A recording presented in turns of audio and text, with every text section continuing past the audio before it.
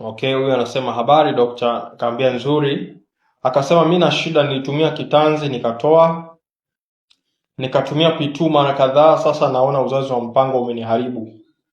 Nimekuwa wa baridi, napoteza joto ukeni, nahitaji msaada wako. Okay, huyu anasema alikuwa anatumia kitanzi, kampa changamoto, akaanza kutumia P2.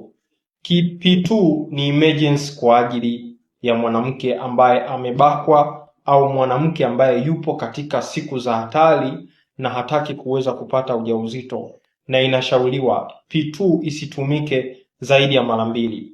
Sasa leo hii mabinti na wanawake wengi wamegeuza P2 kama njia ya uzazi wa mpango, jambo ambalo sio tu kuharibu mfumo wa uzazi kiujumla, linakwenda kuharibu paka maumbile, hasa upande wa uke, kama ambavyo mwanamke huyu anaelezea kwamba umeniharibu, nimekuwa wa baridi, napoteza joto ukeni, nahitaji msaada wako. Sasa mwanamke ambaye mwenye changamoto hii, shida hapo ya kwanza ni mvurugiko wa homoni.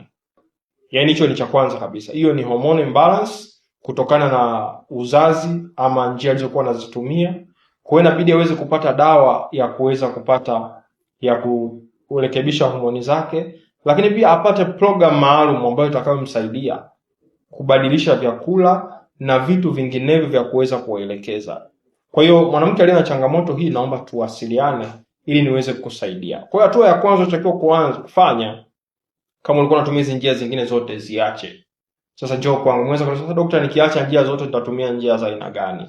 Hakika hatuko salama sasa hivi. Moja ya njia salama kabisa ni njia ya kalenda, lakini kama una mtindo mbovu wa maisha katika upande wa vyakula, hata kalenda na yenyewe itakusaliti, kwa sababu utapata hormone imbalance, utahisi kwamba uko katika siku salama, kumbe uko katika siku za hatari, na mwisho wa siku utaingia katika wimbi la kupata ujauzito. Kwa hiyo kwa ushauri wa kina zaidi na matibabu, nipigie katika namba ifuatayo: 0765493645,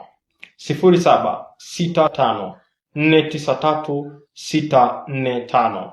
Dr. Kuboja, suluhisho la mahusiano yako, suluhisho la afya yako.